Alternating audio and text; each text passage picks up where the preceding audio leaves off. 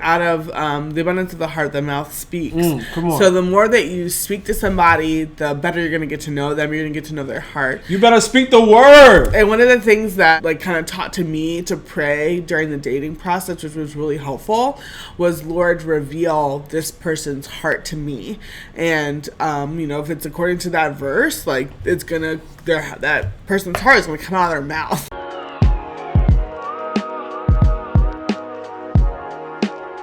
What's up, fam? Welcome back to our channel. My name is Tim. This is my beautiful wife, Pauline, and you're tuning in to another episode of the W Podcast, where you get wisdom in the word with the Wheelers. Hey, so we are so excited to have y'all back. We are still in our question of the day series. If you have a question, you can ask us anonymously at the link in our bio on all our social media platforms, and we would love to answer it and try to answer as many as we can. How you doing? You good? I am alive. You're alive? Yes. Making it through? Yes. I mean, I don't mean that in like a survival sense. That's I mean, what it sounds like. It sounds like all wow, my life I had to fight. I'm so grateful. I mean, yeah, we all fight. If you're really, you had to fight? Did you get in the fight? I fight these kids every day. You fight kids? Let's clear that up. Clear that up. Lord. And the hard, no, not. They're more like they're fighting me. I don't need no knocks at the door. I can't fight back, but. Yeah, it's fine. They're hitting you? Yes. Be clear. Biting, all of that. Our kid. littlest one has his teeth at the bottom. Yeah, he's a baby. Don't be making our kids sound like baby kids. Baby, I mean, all of us have that side of us. So, we are still in our question of the day series. Yes, so, you mentioned that. Yeah, but now I'm getting back host mode. Okay. What is the question for this week specifically? Okay, it's straight, direct. A shorter question. To the point. I'm gonna say it's short, but it's a short. It's not. We've definitely had longer ones. How did you two personally connect with each other when you first started dating? It's a personal question. It's a story time. Just kidding. We're not story time. But. How could this be shorter? I'm just curious. It's like 6 words. You could say... It's not 6. Anyway, it could be like, help me out here. How did you connect? Anyway, so this person said, how did you two personally connect with each other when you first started dating? What an interesting question, because you're trying to make us go back in the memory bank. Not that we've been married that long. I mean... But we started dating, next year will be 10 years of how long it was 9 years. that we started dating. In October... 2015. In October of this year, it'll be 9 years. We started dating. Or we started talking, and in December we officially was like boyfriend, girlfriend. Right, but they said dating, so going on dates started in October. I mean, you could mean that. Or was it November? What? It was what November? Our first date. Our first date was November. November 13th. Okay, right before little guy's birthday. So. What a good month. This question is interesting to me because... And hopefully when we read it, you kind of thought of it this way. When you first started dating, how did you two connect? Because I think that is something, like there is specific things that need to happen early on in a relationship. Really? In order to set yourself up for a good head start. Because obviously you can start off bad and work your way and things get good. What do you mean bad? Like bad connection? Yeah, like y'all just aren't lack clicking. Of connection? Yeah, okay. Whatever. Like no that could happen. I'm sure that's happened to people where like there wasn't really a spark, and then for whatever reason they decided to keep dating, and like now they're madly in love. But interesting. I'm just saying. I'm sure that could happen. I'm not saying that happens all the time. But I do think are some practical things, and we will share that later in the video. Like some practical things that we did that helped us build a strong connection early on in dating. And one of the things that this question made me think about is, why is it important or necessary to have a strong connection in the first place? Like, you won't get a call back. What? You won't get a call back if it's not a good connection.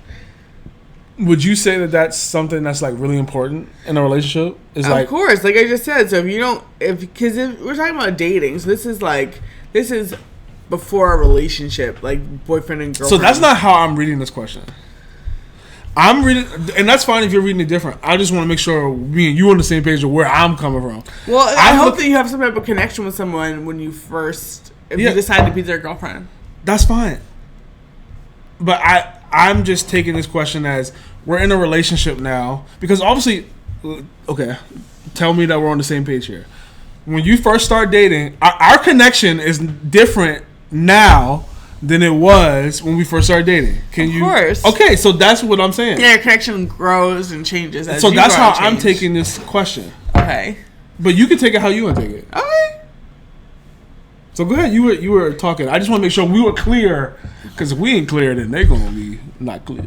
Well, you're talking about why is it important to have a strong connection when you first get in a relationship with somebody, or just building it in general. Like why? Because to me, when I hear this question, and I'm not trying to get too far ahead, but for me, I think about friendship, and I'll break that down. But there's people who, unfortunately, don't think it's that important to marry your best friend. Okay. There are people out there who are like, I just want to marry her because she looks good, or I just want to marry him because he makes good money. Mm-hmm. So I'm asking you, why do you think it's important to have a strong connection, or we could say a strong friendship, as opposed to when you're in a relationship? Yeah, anything else. Well, I think that friendship, is what sets everything apart. So you can always find somebody who's attractive. Depending on who you are, can you bag them? That's a different conversation. Can you always find it? You can always find someone. That doesn't mean that they're going to. Nobody at my 35 member church. Somebody. Anyway, we can go into every single situation. No shade to small churches. You can always find somebody who's attractive, and find somebody who makes good money and all those things. But I think it is really hard to find a really good friend, especially as we get older. I think as you age, you've learned that more and more and more, that how hard it is to find a good friend, keep a good friend, maintain a good friendship, all those different things. And most of the older married couples that I've talked to and been around have shared, like, that's one of the main keys. Of course, God being at the center of your marriage, but on an emotional level, like, friendship is what helps you weather storms, like good looks and finances, and I don't know what else people marry for, like having a nice, I don't know, cultural, like, similarities, things like that don't really help you get through hard times. It's always, really good friendships that solidify you through really good times and really bad times.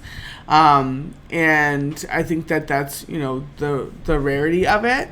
So that's why it's like you mentioned, like, it makes you think of friendship. Why is it important to have a strong connection? You can't build a good friendship without having, a strong connection, getting to know the person, having them get to know you. Yeah.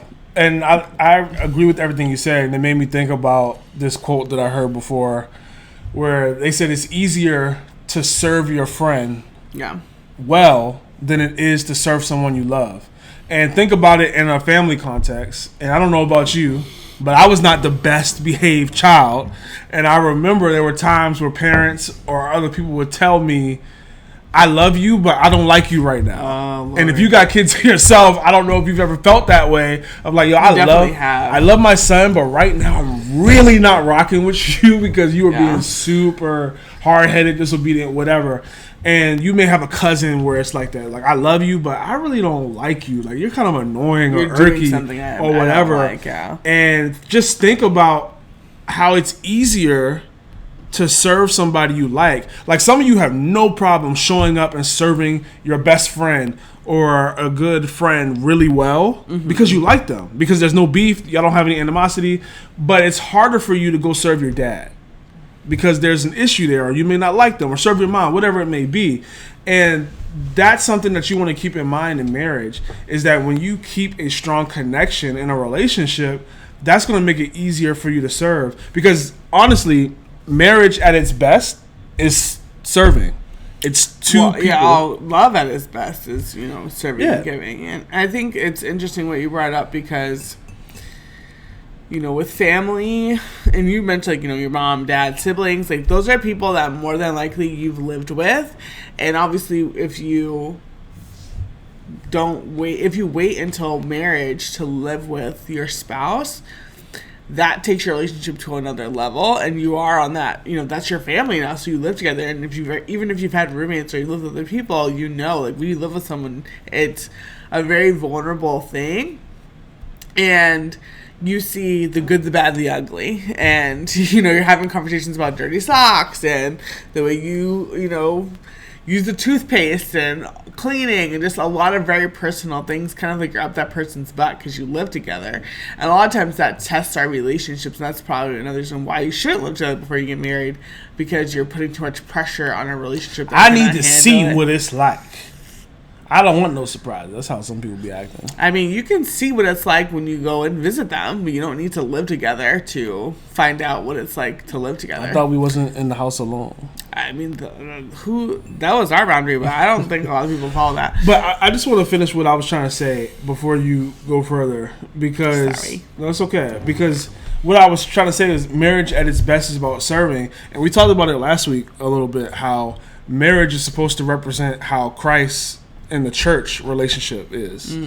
And if you think about it, Christ and the church at their best is when both sides are serving. Christ served us by coming and dying on the cross, and still serves us as he intercedes on our behalf in front of the Father, and we serve him by obeying him, living for him, making disciples. And you just think about in marriage, when I'm serving you and loving on you, and you're serving me and loving on me, this thing is working like a well-oiled machine. But when I start getting selfish, or you start counting, well, I did this, he ain't do this, like that's when you start getting in trouble. And don't worry, we are going to make this practical and plain for people who are single and dating, because I know we're talking about marriage right now, but we got to set the stage for what is the goal and most important before we give you the practical steps to help you hopefully get there. Yeah, I think that's all really good, because I think too, when this question makes me think of, and when you ask, like, oh, well, why is it important to build a strong connection when you're in a relationship? Because when you're in a relationship, like, you're just dating, that's just your boyfriend, your girlfriend, you guys, don't live together, you don't share bills, you're not married, there isn't any type of pressure on the relationship, you have the most amount of freedom. So if the relationship is not strong and the connection's not strong when it doesn't have to be, when it is, and you do add kids, and you do add marriage, and you do add a house and living together, and in-laws, and, a dog, and 401k, and just, sickness, and triumph, and grief, and you add all the things that come with life and with the commitment of marriage, there's less excuse me. You good? Yeah. There is not, I'm not saying there's no freedom, but there's way less freedom.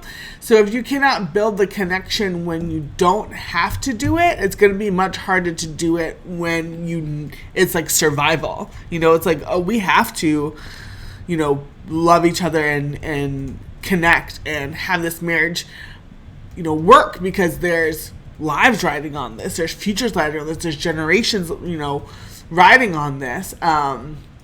There's just way more pressure. It's kind of like, you practice how you play, and right now, I don't know if you guys are watching the Olympics, but we're big sports fans, and I just can't, we're watching gymnastics, and of course, they're so talented, and every single Olympic athlete is extremely talented, and you think about, how these athletes have to rise to the occasion, but they've been practicing for their entire lives, most of them, to get to this place, and some of them, it's not their first Olympic, what do you call it, showing or appearance or whatever, the first Olympic event. So they're obviously very used to this, and like even seeing how a lot of these top tier Olympic gymnasts, when they're in high school, put in 40 hours a week. Like, they quit school, y'all, to train. I just say quit, but they start being homeschooled or they get private tutors. They quit a traditional kind of sense of American school anyway in order to focus on their craft. And all that, I'm saying all this to say, their practice is ingrained in them, so that when they are in these high pressure situations, when they get to the Olympic events, you know, they have millions and billions of people watching them. They've got sponsorships. They've got all this pressure on them to perform when it matters. Imagine if they just rolled out of bed and, I haven't, practiced in weeks and I don't know what it's like to do this beam routine or do my floor exercise. Like, this is, their bodies have muscle memory because their minds would, freak out if they just thought about, the event that they were going on. And I was a cheerleader in high school. I'm not comparing at all what I did to what they're doing, but I just Olympic remember, peak. and even when I was a dancer growing up, it was so important, that you practice, because if you're not, you have to train yourself to perform. And after a while, as I got older, it got easier and easier. But when I started dancing when I was 3 and 4 years old, like, you guys have probably seen videos, like, you see little kids up there and they get up on the stage and they forget, their routine. They're just waving at their parents and they're all distracted. And sometimes they even have the teachers up there with them. But all that to say, because they haven't had the reps, they haven't had the years of experience of, like, how to perform under pressure. And marriage is pressure. So if we don't practice well, if we don't date well, and we've said this so many times on the podcast for years, like, your marriage will be how you were when you were dating. So if you're not used to only giving one man or woman attention when you're dating, it's going to be really hard to do when you're married. If you're not used to, only having sex with who you're married to when you're dating, which should be nobody, it's going to be hard to do. You have to learn you have to flex and practice these muscles, now for when the pressure comes on when you're married, that it's not new to you. You don't freeze under, the pressure and the headlights and the attention. Yeah, no, I agree. That's very true. And one of the things I thought about why it's good to build a good, strong connection in dating is because, to be honest, connection is like a bank. And at some point, there's going to be a withdrawal in the relationship. So if you think about a connection bank, quote unquote, if we're continuing to build each other up and learn each other and have fun, and then an issue pops up where maybe I did something to offend you or you did something to offend me, and then there's a withdrawal from that connection bank, it's going to be easier to get back to normal if we have money in the account already, for lack of a better word, of strong connection. But if we had no money in the account, there's going to be a withdrawal fee. And that's going to pull on our relationship and make it harder. And I'll be honest and share, and we've kind of touched on it before on the podcast, but I think about our relationship when we were dating. We had an issue, like the biggest issue, honestly, in our relationship maybe to date. We've had bigger? I don't know. Yeah, right. So the biggest to date, where I did something that Pauline did not like and disagreed with, and my decision and how I came about it. And honestly, I think if that would have happened maybe earlier in our relationship, or if we didn't have as strong a friendship at that time when I made the wrong decision, I think that could have really cost us. I think we wouldn't be sitting here today, because I don't know if our connection would have been strong enough for it to be worth it to continue to fight through that situation. And the Bible says in Proverbs 18:19, it says, an offended friend is harder to win back than a fortified city. Sheesh. Arguments separate friends like a gate locked with bars. Yeah. And this is how marriage can turn from best friends and spouses to a roommate situation real quick. I mean, it's a really good example. I mean, it's a really, that verse is just so great for this situation, because, it's so, and like, this is literally how we even started kind of doing relationship work. I remember one time you were saying, it's so kind of, maybe not fascinating, but interesting to you how a couple can be so in love. Like, everybody's in love on their wedding day, or most people. Maybe not if you're like arranged or something, but that's not that popular in today's culture. But yeah, like everyone's so in love and so excited when they're dating and when they are engaged and, you know, heading into their wedding day. And then, you know, several years later, you look up and these same people are divorced, separated, breaking up. And it's like, how does that happen? And I think that it is just, even for if you haven't been married or you know haven't been through something like that, you just think about most people who have broken relationships, friendships, family, whatever. It's not the people who have offended you the most are not random people on the street or people like trolls in your comments. Like, you don't care about what those people say. You don't even know them. But the people that have hurt you the most are the people who have been the closest to you. And obviously your spouse is the closest person to you. It's a sanctified, sacred relationship. And when they start, you know, kind of turning on you, or how it feels, you know, that they're turning on you, or there's separation, there's distance, there's lack of empathy, all of those different things, like, it hurts way more. Like, I could see how it is harder to win back an offended spouse than it is a fortified city, like the Bible says. Like, yeah, because when the challenges of life come, and they will come, if you don't know how to communicate, which is a huge key to building a strong connection, is being able to talk to your partner, you're not going to make it. Or not that you're not going to make it, but it's going to be really hard to make it. Mm-hmm. You're going to have to work twice as hard if you don't know how to communicate with your partner in a healthy way to build a strong connection.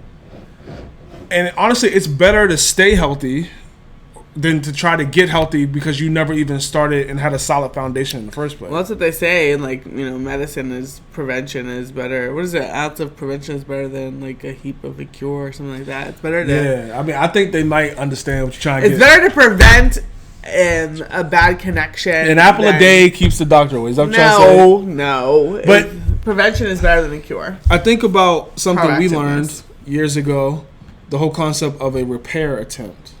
Yes. And that's simply when you're having an argument or a disagreement with your partner, a repair attempt is something, it can be very small, that you can go to that can quickly diffuse the situation. Yeah, it's kind of like a diffusing joy and like making someone laugh. So if Pauline and I are arguing about something and say we had a code word that was cheese balls, that's not it. That's not a thing for us. Do we have a repair attempt? I think we have looks. I think that's our, like, we just give each other like a funny look, like, come on, boy, like, get it out. Like, you good? Like, what are you doing? Like, whenever one of us has an attitude, like, we can have a repair attempt of just kind of looking at each other, or like. Oh, so you have attitude? I admit you have attitude. Sometimes. Oh, okay. Hey, you know, we're not all perfect. You know? None of us are perfect. Okay. No, of course none of you are holy. I have my times where I have attitude. I mean, I was thinking about this past Sunday. I don't remember what, but we were driving home from church, and you did something that got on my nerves, and I just remember I turned around, and because I probably did not respond in the best way, and I just remember I turned around and you were giving me a look. Yeah, I do. I was looking at the side of your face like, "What? Are you going to get over this?" And I instantly started laughing. I already knew, and that's the good thing about dating somebody who fears the Lord and has a relationship with God. Because I already, like, the whole time I'm, like, annoyed at her, I'm also in my head, like, I probably didn't respond the best way. I don't want my prayers to be hindered. I don't want to dishonor God, yada, yada, yada. So let's get to the practical things, because that touches into one of the practical things I had and that we'll get to. But I wanted to give, like, 4 or 5 practical things that we actually did when we were dating. And please add to it if I'm forgetting. Yeah. I'm forgetting some stuff. This isn't really practical, but I'll help you out. Okay. So my first point that you just essentially shot down and just. Do you want me to make it better? No, not yet, because I think it's good already. Okay. Have fun. Yeah, say it out loud. Say it out loud. Okay, but that's just the topic. There's a sub topic that explains what that means. Please. So when we were dating, and still to this day, for the most part, It's harder a little bit when you have kids and they get sick and just whatever life. But we went on a date every week when we were dating. Mm-hmm. And when I say we went on a date, I mean it was planned and it was organized. It wasn't, let's just hang out, let's just kick it, let's just watch a movie and chill. Like there was some, I know, there was some intentionality, and there was a place picked. There was, I'm going to pick you up at this time type of situation. And when I say a date every week, it doesn't have to be a lot of money. Like I'm not talking Roof Chris or whatever else may be expensive. It could be a chill picnic. It could be a walk. Picnics are so cute. It could be a walk along a boardwalk now that it's a good weather or whatever. Yeah. Like it doesn't have to be, the whole point of it is that you have intentional time where you're getting away from the busyness of life to just focus on you two, to build connection, to have conversations. So many times, especially early on when we were dating, Pauline would come to the restaurant with questions that she found online to help us get to know each other better. Yeah. And I think that is really important. Now, what do you guys say to make it better? I would have, that was good, but I would have called it maybe like, okay, because this is practical tips. It should be have like a weekly date or a weekly. Ain't that what I just said? But it was have fun. Yeah, and then underneath that, we get to it. All right, let's get to the next thing. Anyway, since you don't really have nothing to add, praise God.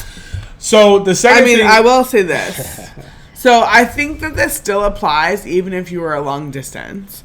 Obviously, it's harder if you have like a very dramatic or significant time difference.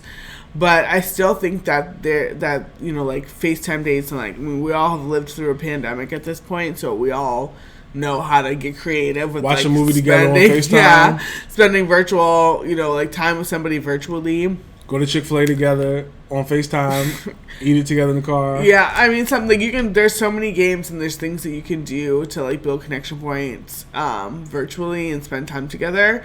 I just think that, it's really fun when you first date, especially like if you're super young, to just like, oh, come over and watch a movie, or I'll go over your place and watch a movie, I'll bring over take out and all that stuff. And like if you've had a rough week or something like that and like it makes sense with your boundaries, I can see how that's kind of attractive. But you want to again practice how you play. You want to date the way that you want to marry.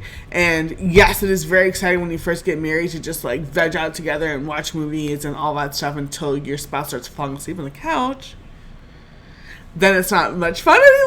But you also like just being married just for this like short time that we have. Like there's so many times that we don't want to go out on our date night because we're just so tired. But we're always glad that we do in the end. It's kind of like, going to the gym where you're like, I don't want to go. But then in the end, you're like, long term, like this was the right decision for me. And it's all about habit building.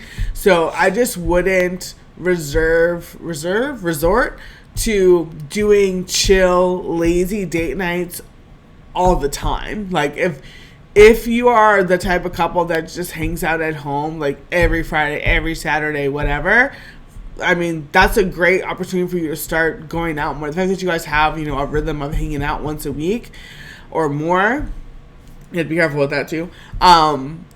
Just challenge yourself to actually go out and be intentional, because you don't want to continue that into marriage and then like you gotta fight for it when you have kids. Yeah, because inevitably it's going to get harder. Yes. So you want to start out pretty strong. Now. Yeah. So the next point I had was we talked every day on the phone. Now, for every single person on the planet, that may not be possible for whatever reason.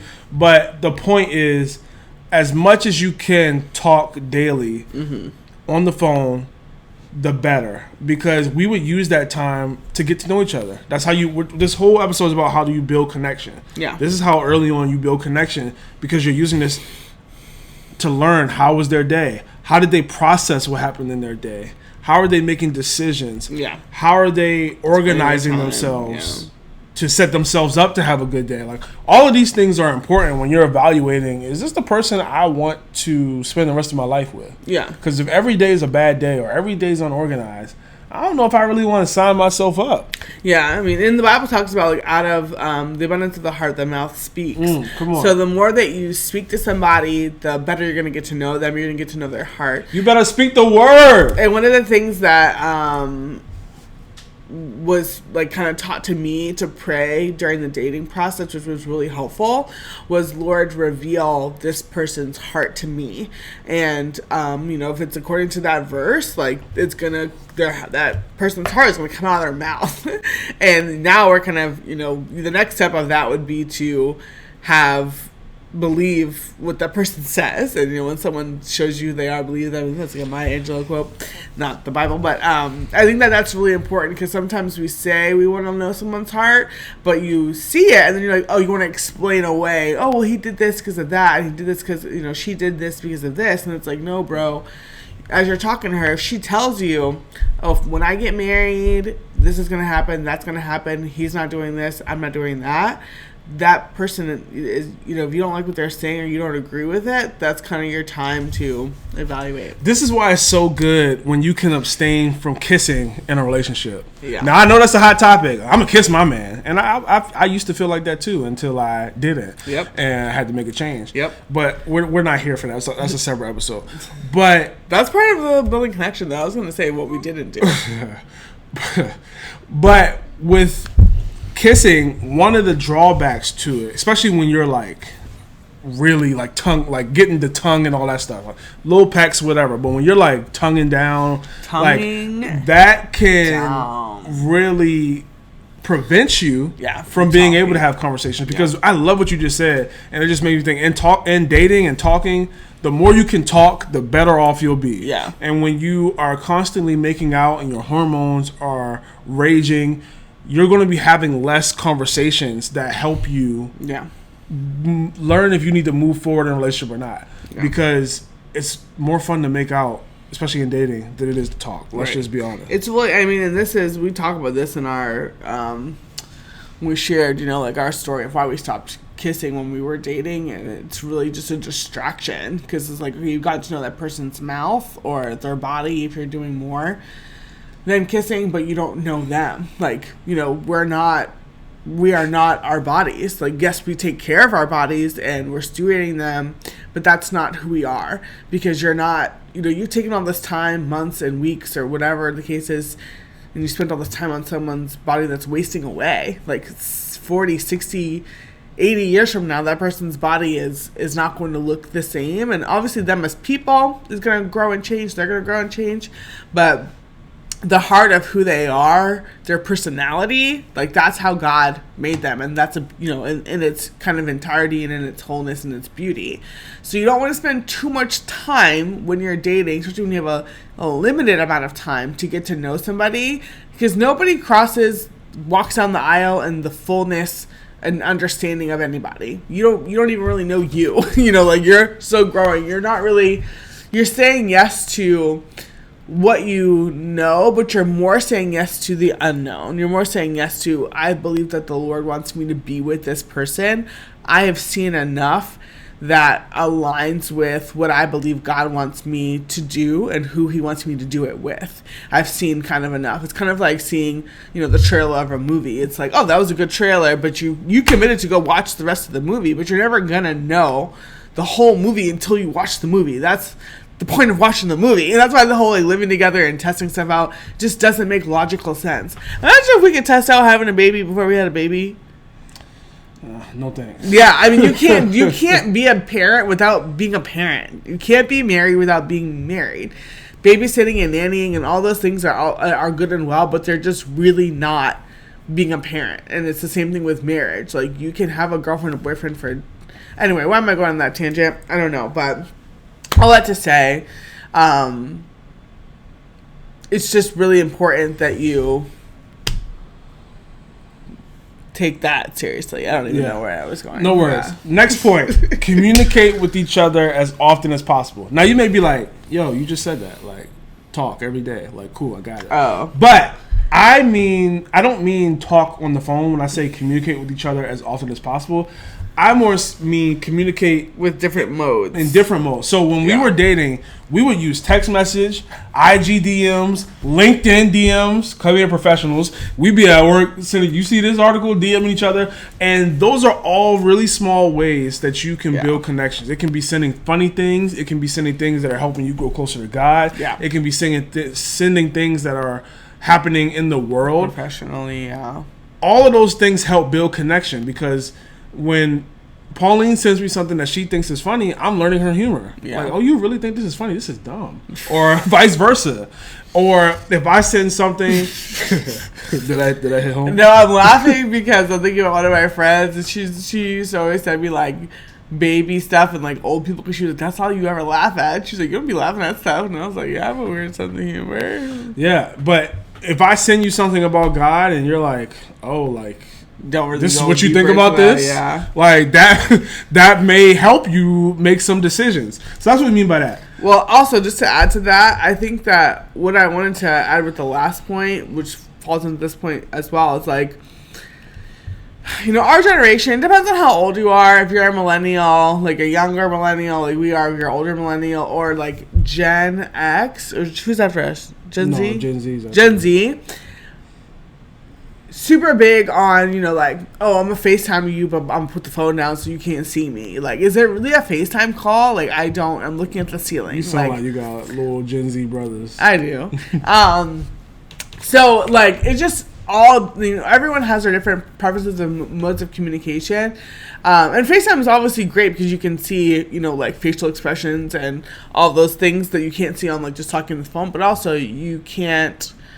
You know, talking on the phone was best for us when we were dating, because we were very, like, I'm getting ready for bed while I'm talking to you. Like, you know, it wasn't really best to FaceTime if you have certain boundaries. You know, keep it kosher. But I think that we just have to... Texting is good when you're dating, and you should do it. But I think that there's just something... Sometimes we don't talk on the phone enough. You know, like in our generation, it can be very, very easy to just text all the time. And text messaging can keep a conversation alive and keep it going. But sometimes it just doesn't. The connection, there's like a ceiling. You know, there's only as deep as you can get. You can filter what you say via text. You could type a text and be like, I don't want to say that. When you're on the phone, like we just said, out of the abundance of the heart, the mouth speak, you're going to say something that you may not want to say. How are y'all going to handle that? Yeah, and also just, like, you know, you can hear certain things. Like, you know, when we were dating, I would always hear you come in the house and say, you know, you'd be like, hey, like, give me a second, I'm going to go say hello to my mom. And I knew that was a part of your routine. Like, you know, so you're just getting to know, like, you know, and it's not about clocking people, making sure they're not at certain places. You know, you'll find that out, too, if you're on the phone. But also it's more about, you know, hearing those quick reactions, so their immediate responses. Not putting somebody on the spot in, like, a critical way, but really just hearing what their natural response is and who they are. And, you know, not just always having so much control over the conversation when it comes to texting. Yeah. So let's go through these next two a little quicker. The other thing we did was monthly meetings. And essentially what that was is we would sit down every month. At some point, we would go to Panera Bread and say, hey, are we still on the same page? Mm-hmm. We and have harder conversations, bigger conversations. Right. If there was an issue that came up early in the month, that was the time where we would meet, and that was a safe place to bring it up and address it. Mm-hmm. So having a safe place where, you know, if we got an issue, we can bring it up here, or even if we don't have an issue, we can make sure, hey, this is what I got going on this month. What do you got going on this month? Just to make sure you stay on the same page. Because in order to build connection, you have to be on the same page, because you can't walk one way and the other person's walking the other way and think that you're going to continue to grow together. How can two people walk when they don't agree? But then also in those monthly meetings, just asking the question of, like, hey, how can I serve you better? Like, how can I be more supportive of you? Like, am I being a good girlfriend? Am I being a good boyfriend? And, you know, for people who really need that kind of, you know, because everyone's past is different. Like, a lot of people have, like, really shattered and, you know, kind of painful past when it comes to relationships. If feeling blindsided. Like, I didn't even know this relationship was going downhill. I didn't even know that you were so unhappy with me until one day you show up or you don't show up, and, you know, and I got ghosted, and I just had there are a lot of trust issues developed from that. So it's like, how do we prevent those things? That goes back from the prevention versus the cure. And it's, you know, being proactive and having those proactive conversations. And, you know, I think a lot of people would feel so loved, and they would say, hey, how can I love you better? How can I serve you better? How can I support you better? And it's like, you know, and even it's a good, healthy conversation to start, even if they don't have an answer on the spot of like, oh man, like, yeah, I'd actually appreciate if you did this, if you did that, if you stopped doing this, if you stopped doing that. Hey, actually, it really bothered me a couple weeks ago when X, Y, and Z happened. It gives them a chance to even just to become more self-aware. Hey, no one's ever asked me before, what do I need? What do I need from my partner? A lot of people have not been asked that. And then it makes them sit back and think, oh, you know what? I don't have an answer for you right now, but I'm going to go home and I'm going to think about it. I'm going to pray about it. I'm going to kind of evaluate myself. And you're helping them grow. You're helping them get to know themselves better by you even just asking that question. Yeah. So the other thing we did was we involved mentors as much as possible. We talked to them. We updated them about our progress in dating. And then we also, when we had issues that we weren't able to solve or didn't know how to communicate with one another, we would go to some of our mentors and be like, hey, we have this issue. Can you help us walk through it? Can you pray with us about it? And that can really help you stay healthy, really help you also identify, is this person truly good for me? Because sometimes we're so caught up in the person, so emotionally flooded that we're not able to make good decisions. Everybody else around us can see this person is not best for you, but you can't see it. So when you submit yourself to authority and people who can speak into your life, it can help you sometimes avoid people that you don't need to be with. Mm-hmm. And the last thing is keep Christ at the center of your life, which will keep him at the center of your relationship. Now, you may be listening to this like, duh, of course I'm going to do that. But you'd be surprised how easy it is to get in a relationship and Jesus takes more and more of a back burner because you're so infatuated with talking to this person every day, getting to know them. It's fresh. It's new. There's dopamine that's hitting you that you got to be mindful that, hey, I need to make sure that I'm still doing what I need to do to seek the Lord, to stay close to him. Because at the end of the day, if Christ is not at the center of your life, which means he definitely is not going to be at the center of your relationship, you're not on solid ground. Mm-hmm. Like, you got to build your life on Christ, on the word. And there's practical things that help you have a better relationship. We talked about it earlier in the video. I won't hardware it too much again. But that conviction that you can get when you're living for God of, hey, you shouldn't have spoke to them like this. Or, hey, y'all don't need to be doing this no more. Like, all of those things can help you have a healthier relationship. Yeah, and I would add to when you, for this point, which is the most important point of keeping Christ at the center of your own life, I think that it's really important, and what we did was really just supporting each other's individual and separate relationships with Christ.